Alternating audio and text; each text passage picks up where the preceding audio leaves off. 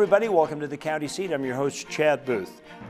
You know, election season is in full swing, and we're past all the conversations about mail-in ballots, but there is another conversation going on.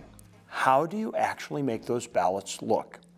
And there is a movement around the country, albeit small, that is trying to change the way we vote to something called RCV, Rank Choice Voting.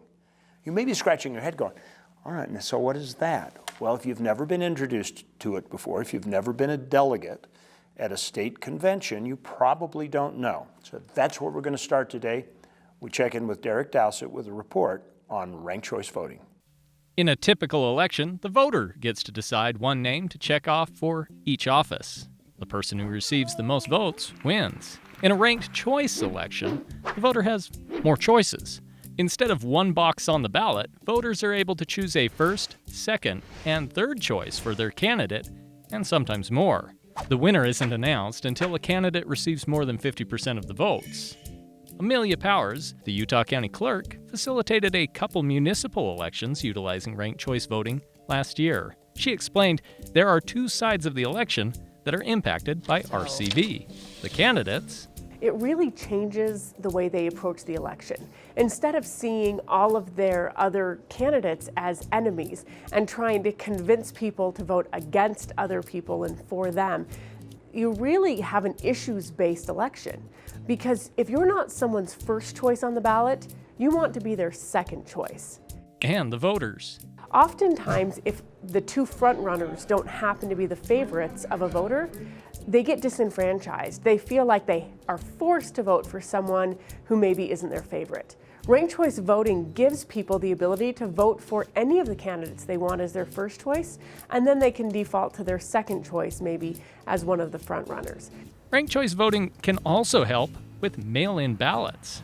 It's not uncommon, unfortunately, for us to print a ballot, have it go out to voters, have them fill out that ballot, and then have a candidate drop out of the race. If that happens, it's not really a big deal because you didn't throw your vote away, it just goes to your next choice. But does the outcome of the ranked choice voting differ from a winner-take-all election? It can, but it usually doesn't. What it really does is just make people feel more confident in the results of the election.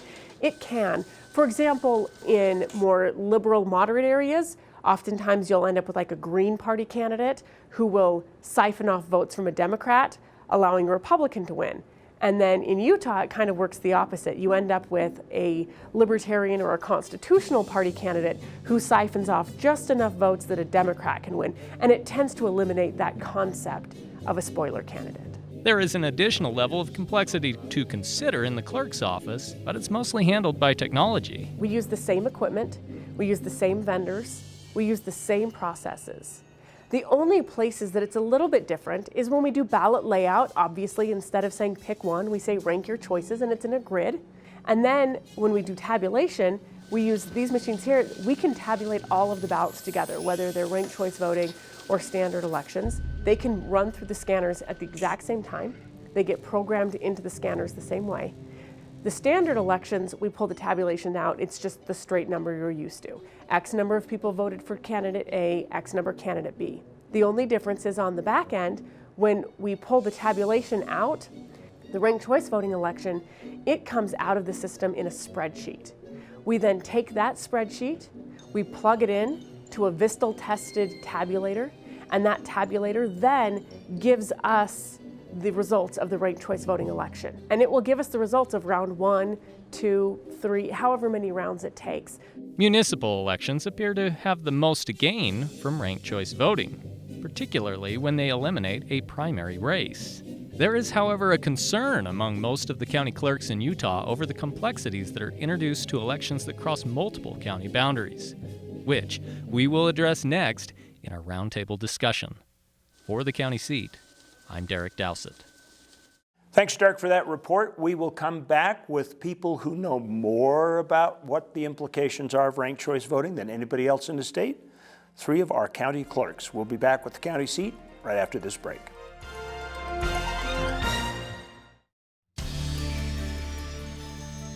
Welcome back to the county seat. We are talking today about ranked choice voting, why you should care, why you should have this conversation. Joining us for the conversation on this side of the camera, Curtis Koch, who is the Davis County Clerk Auditor, Ricky Hatch, who's the clerk up in Weber County, and Sherrie Swensen, Salt Lake County Clerk. Thank you all for joining us for this conversation.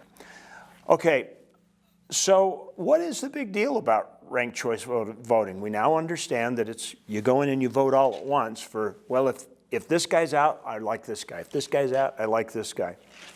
Why is this such a big deal? Well, the proponents claim a few different benefits. One is that it could possibly save money by eliminating the primary elections entirely. All candidates would then show up on the November ballot, and so you wouldn't have to worry about the primary elections. So that's one savings. Another one is civility. They feel that this actually alters the game of politics and campaigning, and their claim is that it results in more civil elections. Another one is they feel that it gives a broader and fairer representation of the voter. The voter kind of gets second chances to vote, basically. Well, I like both of these candidates, and so they feel that it is a way to give them a chance to vote for both.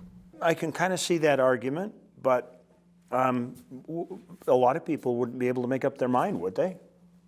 I mean, seriously, if you tell me, okay, I got to pick one guy to vote for, I can sit there and kind of gray matter it out and say, okay, it would be this guy.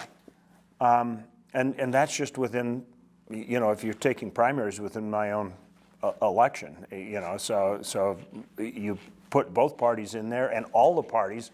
Now I don't even know who all the candidates are because I'm in the universe of, well, I don't know about the Green Party, I don't know about this guy, and so does that create some problems as far as decision making? Because that's kind of tough for me. So Chad, I think there's some things that we can point to. Mm-hmm. And when I look at this, and as we've looked at it, the clerks have been looking at this method since 2014. And overwhelmingly, 28 of the 29 county clerks have said, we don't think this is a good idea. There's a lot of opinion arguments. Ricky laid out several of them. Some people believe this, some people believe that. But we do know that there are two core facts that we can point to. One, if you fully implement, you can potentially save money because you're eliminating a June primary. The other thing is ranked choice voting adds a level of complexity for the voter and for the election administrators.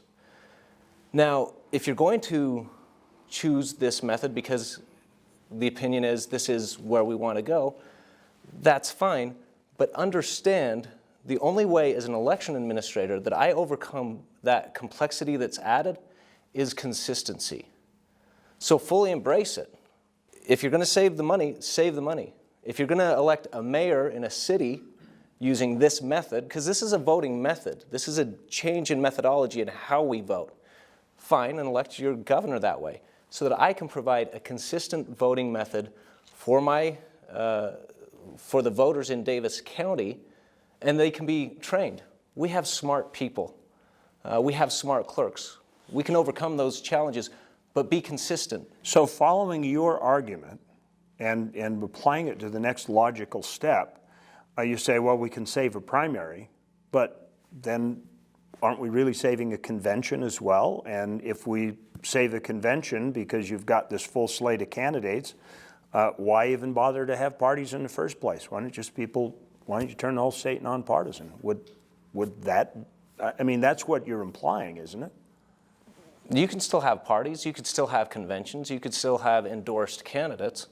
But the question is if you're going to do that and eliminate a primary, why wouldn't you embrace the full benefit, the factual benefit that you can save money, but also embrace the factual basis that it does add complexity.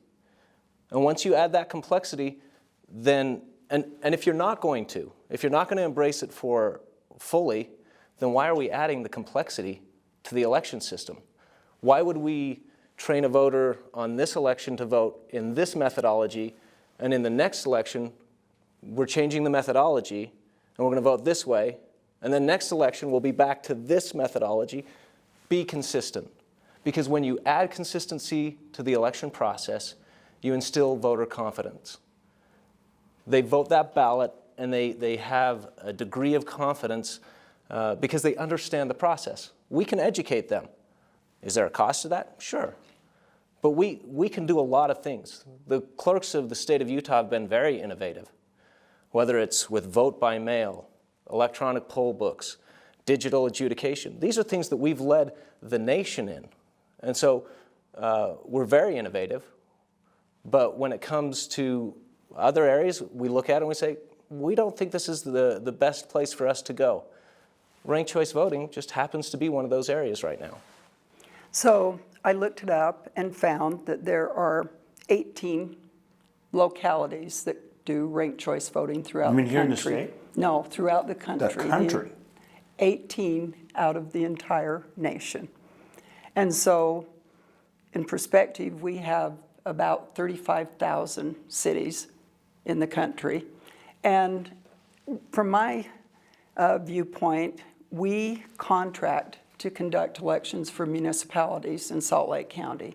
It isn't my statutory responsibility. I started offering contracts because we had the voting equipment, more trained individuals to conduct elections. Started that in 1995, and I conduct elections now on behalf of 18 cities, 5 municipal townships or metro townships, and local service districts. So with that, if some of them decide to implement ranked choice voting, you've got the one city voting this way, another city voting perhaps a different way. Even at the municipal level, I see an additional problem here because you may have a city that says we're going to do ranked choice voting, and then you've got a special service district that you need to vote for that may include more than one city. And so now you're going back to the very point you were making. Voting becomes a complex issue because, well, I get to ranked choice vote on this election. Well, no, this is the service district, the improvement district, and so you don't get to vote on this election because this board works a different way. Do you see this as, am I barking up the right tree here? Is this being a problem? That's correct. And in addition to that, then you have the city councils who make the decision to contract with my office, and it could change the next time they do the contract for their elections. So it might be ranked choice voting with that city council, the next time it may not be. So what Curtis is talking about, inconsistency, would definitely happen. One city council would say, we want to contract and we want you to conduct our elections with ranked choice voting. The next city council may change their mind and do it differently the next time around. Okay, I get that. We're going to take a quick break here. When I come back, I want to talk about the cost side of this because I'm seeing I'm hearing something in your conversation that probably hasn't come out yet. So we're going to take a quick break. We're going to change Ricky's seat because we want to get a state perspective on this. We'll be right back with the county seat, our conversation about ranked choice voting. Should we or shouldn't we? Or do you get to decide all of them, all of the above? We'll be right back on the county seat.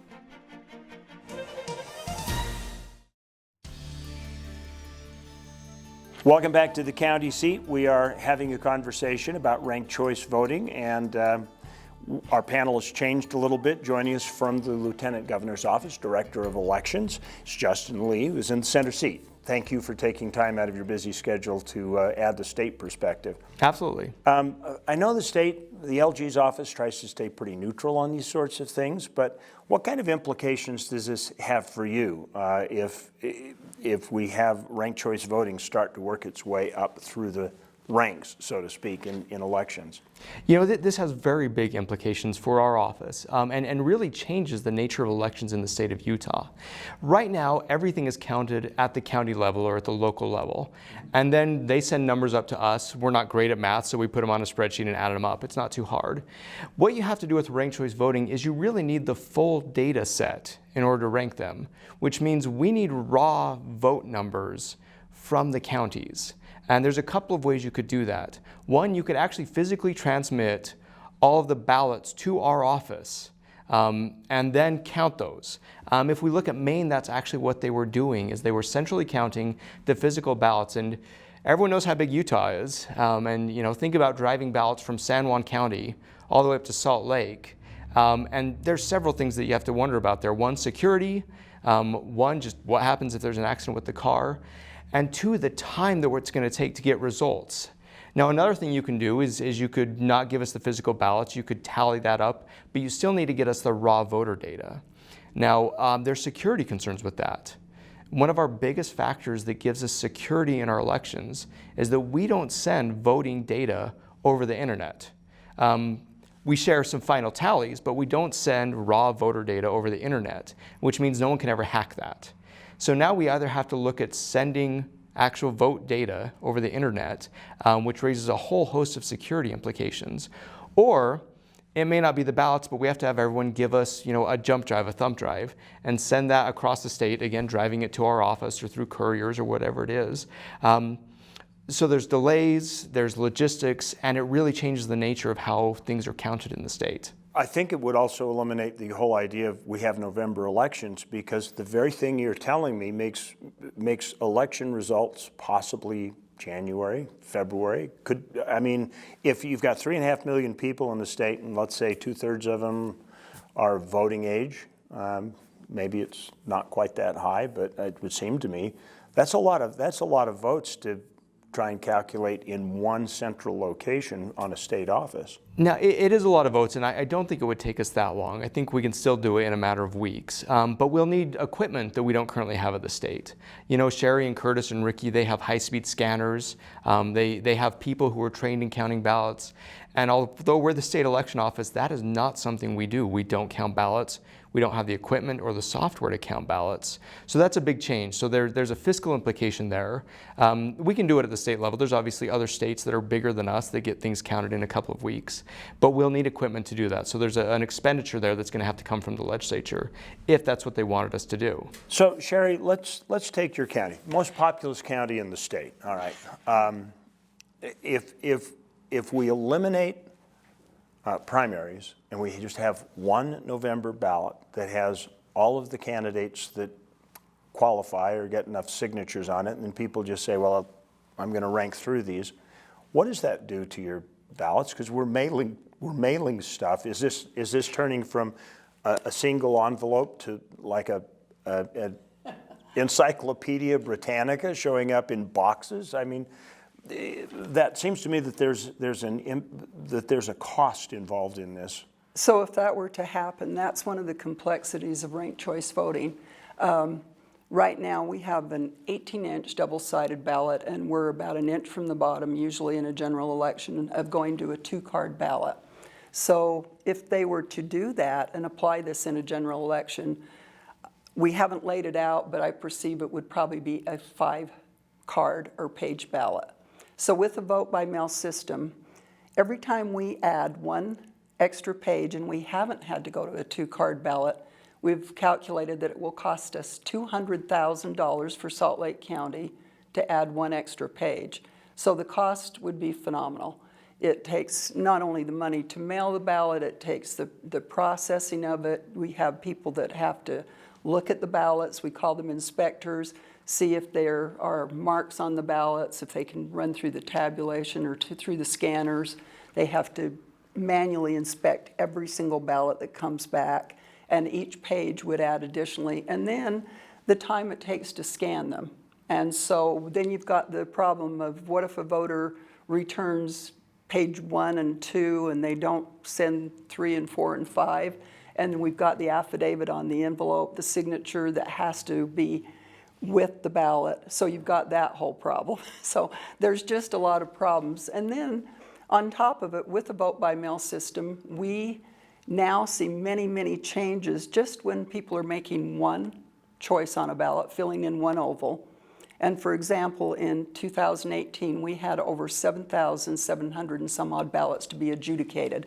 That meant they were crossing out their selection and making changes, and then we have to have a team of 2 people do the digital adjudication and make the decision of what the voter intent was. So we now are at a point where we're pretty well clearly understanding that there I mean, that would be a huge cost. I'm just sitting here in my head thinking, okay, that would probably take at least 5 pages in Salt Lake County. And so that would be $1 million, would it not? Yes, and then the time for the adjudication, if you're ranking people and crossing out and changing your mind and changing the order, and I can perceive that that would absolutely happen. Great. Well, we're going to take a break, and we're going to come back. I have a very specific question for our final segment, and we're probably going to call Ricky back for this. Justin, thanks for joining us for this part of the conversation. We'll be right back with the county seat in just a minute.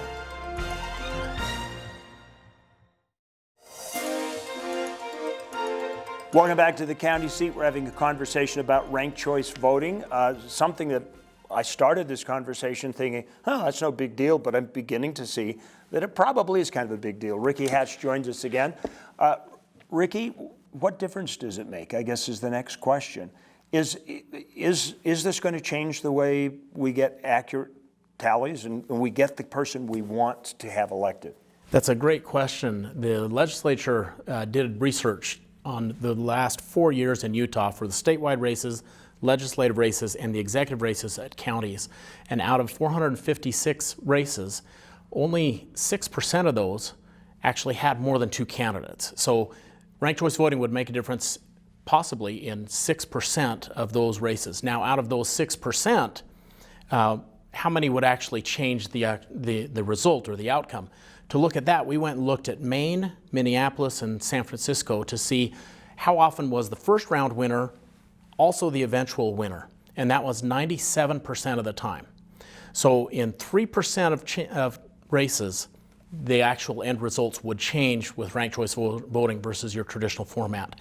So if you apply the 5% or 6% of Utah races that even relate to ranked choice voting or require it, to the 3% where it actually changed the outcome, you're talking 0.15% of races in Utah would be affected by ranked choice voting. And there are a couple of other points we need to get to. Unfortunately, you're out of time joining us for this half hour. However, if this has got your interest and you want to find out more, you can certainly go to our website and check it out, because we are going to answer those questions and have them available online. Thanks for joining us on the county seat. Remember, local government is where your life happens. Be involved, be part of the solution, and we'll see you next week on the county seat. Don't forget to check in with us.